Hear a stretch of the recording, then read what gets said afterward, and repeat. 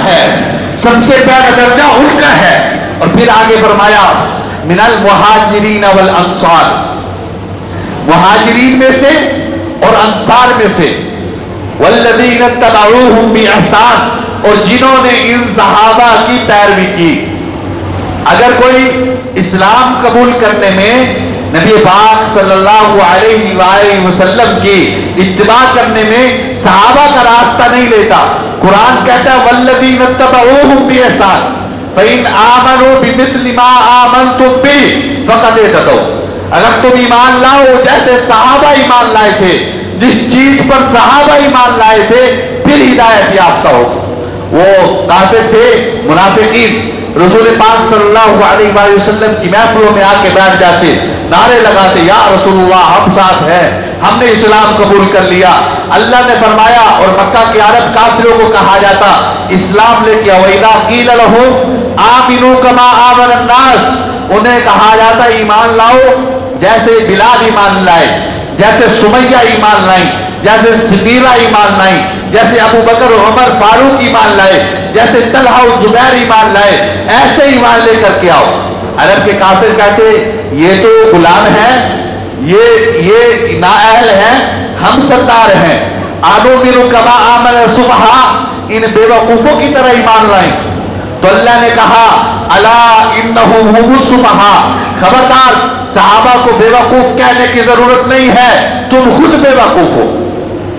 علماء نے لکھا ہے جو صحابہ پر جیسا گمان کرے گا اللہ کی طرف سے ویسا گمان اس پر کیا جائے گا, ویسے نظریے کے حامل وہ بنیں گے. اگر صحابہ کو بے وقوف کہا یہ بے وقوف, صحابہ پر گالم گلوچ کیا یہ خود گالم گلوچ کا اہل ہے. اللہ رب العزت نے یہ ممبر کی صدا ہے, جیسی کہو ویسی سنو, جیسی کہو گے ویسی ہی ہوگی. تو اللہ رب العزت فرما رہے ہیں کہ صحابہ کرام رضوان اللہ تعالی علیہم اجمعین وہ معیار ہیں. والذین جاؤوا من بعدہم, جو لوگ ان کے بعد آئے, صحابہ کرام کو دیکھا نہیں ہے, صحابہ کے واقعات سنے, ان کے لیے کیا ہے, ان کے لیے یہ ہے وہ یہ کہیں گے ربنا اغفر لنا ولاخواننا الذین سبقونا بالایمان, اے اللہ ہمیں بخش دے اور ہمارے ان بھائیوں کو بخش دے جو مہاجر اور انصار تھے, جنہوں نے پہلے اسلام قبول کیا, پہلے کلمہ حق کہا, رسول پاک صلی اللہ علیہ وآلہ وسلم کی مدد کی. آپ صلی اللہ علیہ وآلہ وسلم نے ارشاد فرمایا اللہ اللہ فی اصحابی, خبردار اللہ سے ڈرو, اللہ سے ڈرو میرے صحابہ کے بارے میں, ان کو میرے بعد نشانہ نہ بنانا. جنہوں نے ان سے مدد کی, محبت کی, انہوں نے مجھ سے محبت کی, جنہوں نے ان سے بغض رکھا انہوں نے مجھ سے بغض رکھا. اور ایک روایت میں ہے جنہوں نے ان کو اذیت دی انہوں نے مجھے اذیت دی, اور جنہوں نے مجھے اذیت دی انہوں نے اللہ کو اذیت دی, اور جنہوں نے اللہ کو اذیت دی وہ اللہ اس کو پکڑ لے گا. تو صحابہ کرام کو اذیت دینا گویا کہ اللہ رب العزت کو اذیت دینا ہے. صحابہ کرام, حضرت امام احمد بن حنبل رحمۃ اللہ علیہ فرماتے ہیں جو صحابیت کا مرتبہ ہے یہ مرتبہ جو ہے سب مرتبوں سے اعلیٰ ہے, تمام مقامات سے اعلیٰ ہے.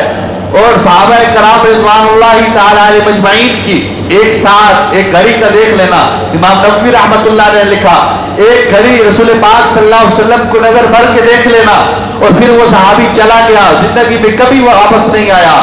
وہ اگر پوری زندگی اگر تمام کتب ابدال اور اصفیاء اور اتقیاء جمع ہو جائیں, پوری زندگی کے اعمال جمع کر کے پیش کر دیں, نبی پاک صلی اللہ علیہ وآلہ وسلم کے اس صحابی کا مقابلہ نہیں کر سکتے.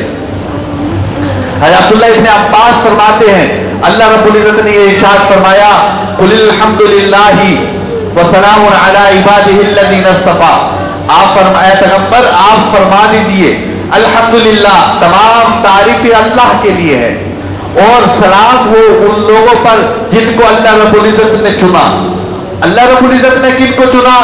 حضرت عبداللہ ابن عباس, سفیان ثوری رحمہ اللہ یہ فرماتے ہیں کہ یہ ہم اصحاب النبی صلی اللہ علیہ وسلم جن کو اللہ نے چن لیا وہ نبی پاک صلی اللہ علیہ وسلم کے صحابہ تھے.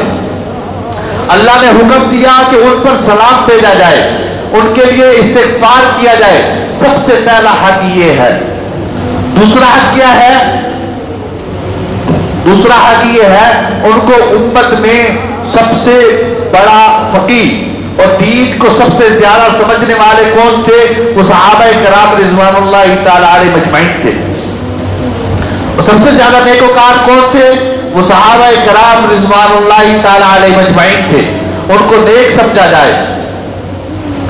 امام بقی رحمت اللہ علیہ فرماتے ہیں اگر 40 سال بھی کوئی عبادت کرتا رہے وہ صحابی کے ایک لمحے کی عبادت کو نہیں پہنچ سکتا، کیونکہ انہوں نے ان کا تزکیہ کرنے والے، ان کے مرشد، ان کے مربی، ان کے استاد کون ہے؟ وہ صحابہ کرام رضوان اللہ تعالی علیہ مجمعین ہیں. اللہ رب العزت فرماتے ہیں لقد من اللہ علی المؤمنین اذ بعث فیہم رسولا. اللہ رب العزت نے احسان کیا مومنین پر جب ان میں رسول کو بھیجا. اچھا رسول کیا کرتا ہے؟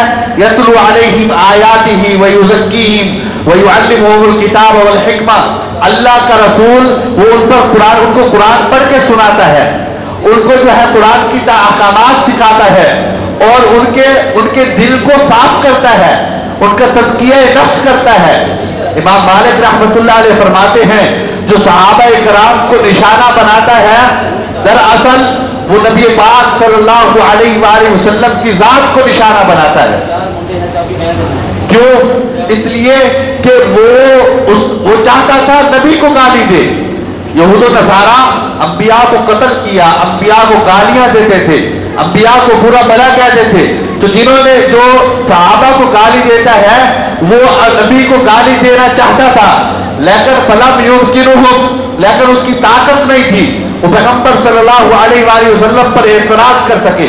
تو اس نے نبی پاک صلی اللہ علیہ وآلہ وسلم کے صحابہ کو تان و تشنیع کا نشانہ بنایا. کس لیے کہ ایک آدمی ہے، استاد ہے اور استاد کے شاگرد ہے تو کہا جاتا ہے اس کا یہ شاگرد ایسے، یہ ایسے، یہ ایسے، سارے ہی ایسے. اگر وہ اچھا ہوتا تو کوئی تو اچھا نکلتا. تو جس نے پیغمبر صلی اللہ علیہ وآلہ وسلم کے صحابہ پر انگلی اٹھائی گویا کہ اس نے نبی پاک صلی اللہ علیہ وآلہ وسلم پر انگلی اٹھائی. آپ صلی اللہ علیہ وآلہ وسلم کے صحابہ ہے تو سب کچھ ہے، دین ہمارے پاس ہے.